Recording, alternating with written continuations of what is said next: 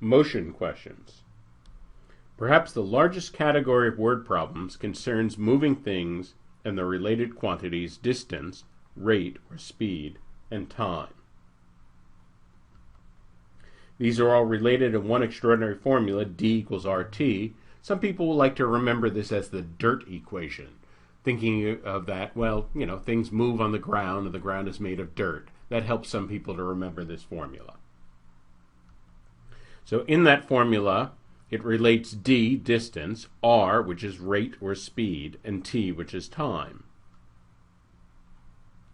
Each one of these quantities has units, and it's important to keep track of the units in your calculations. The units for rate determine the units of both distance and time. If rate is in miles per hour, distance must be in miles and T must be in hours. If rate is in meters per second, distance must be in meters and time must be in seconds. Similarly, if you know the units for distance and time, that determines the units for rate. The same length unit and time unit need to be used in the units of all three. Notice that D equals RT is already solved for distance, and we can easily solve for rate or time if we need to. If we divide both sides of that initial equation by t, we solve for rate. So rate equals distance divided by time. Alternately, go back to d equals rt, divide both sides by rate, and what we get is t equals d over r. Time equals distance divided by rate. And that's solved for time. It's very important to be comfortable moving back and forth between any of those three forms. Let's do a few simple calculations for practice. So pause the video and then we'll talk about these three questions. Okay. The first question, what is the speed of someone who covers 240 miles in 6 hours at a constant speed? Well, we're given distance, we're given time, and we're looking for rate. So we want the version that is solved for rate. Rate equals d over t. And then we're just going to divide the distance by the time. 240, well, 24 divided by 6 is 4, so 240 divided by 6 has to be 40. And that would be 40, and then miles over hours, that's miles per hour. 40 miles per hour is the answer.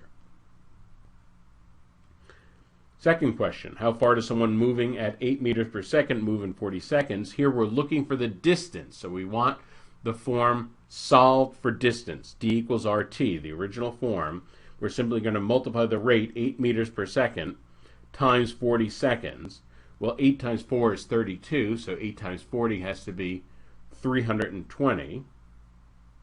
And meters per second times seconds gives us meters.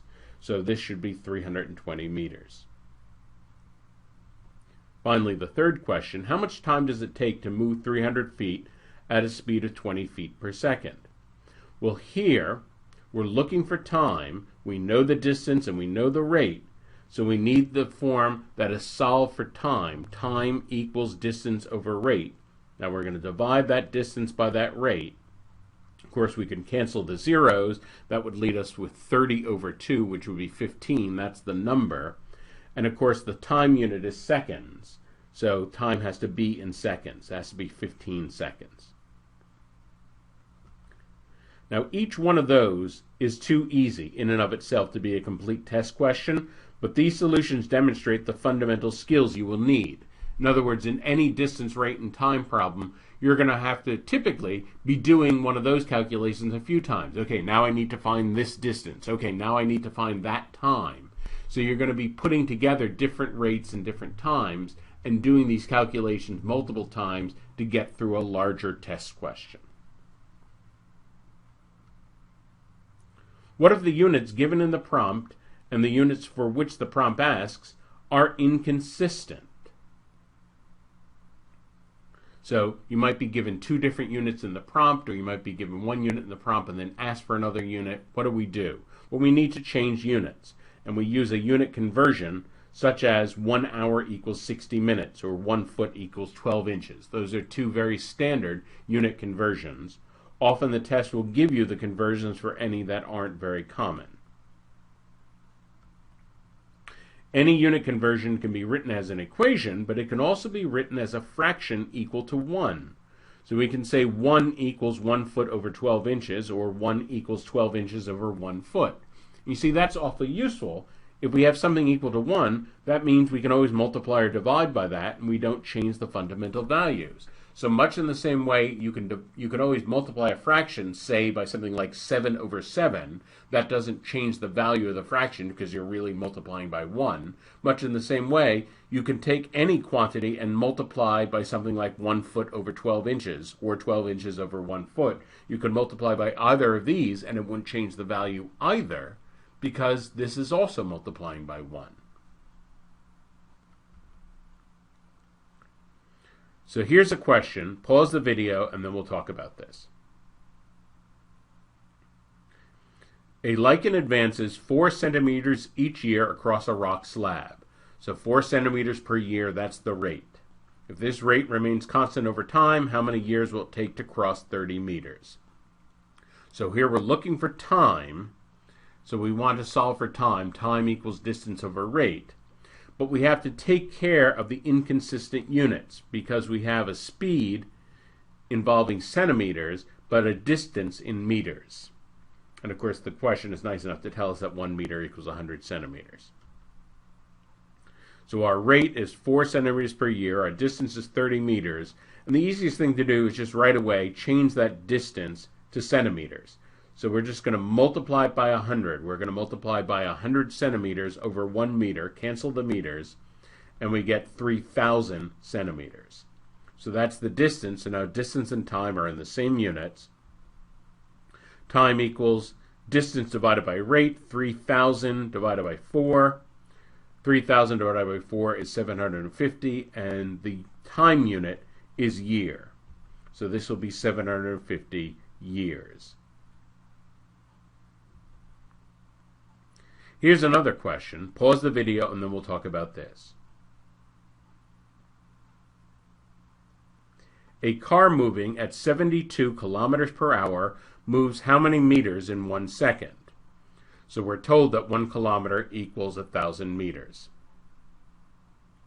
Well, we also have to change hours to second. Well, we know that 1 hour is 60 minutes, and each minute has 60 seconds per minute.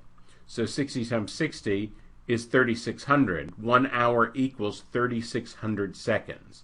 That's actually a very good number just to have memorized because it does show up often enough that it's good that you don't have to recalculate it, just to know that 1 hour is 3,600 seconds. Okay, well now we can say 72 kilometers over hours.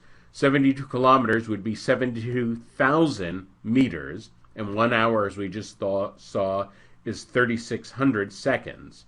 So really the speed is 72,000 meters over 3,600 seconds. We'll cancel some zeros. Now notice that 72 is just 2 times 36. So 72 over 36 is 2. 720 over 36 has to be 20. So 20 meters per second. So it moves 20 meters in 1 second. In summary, D equals RT is the fundamental equation for moving things. Note how to solve this equation for R or for T. It's already solved for D. You want to be able to solve it for each of the 3 variables. Keep track of the units of numbers when you plug in. Don't ignore units. If you pay attention to units, that will really help you. Unit conversions can be written as fractions equal to 1. We can multiply or divide by them. That's very convenient. Know the common unit conversions and change units so that all units in the problem are consistent.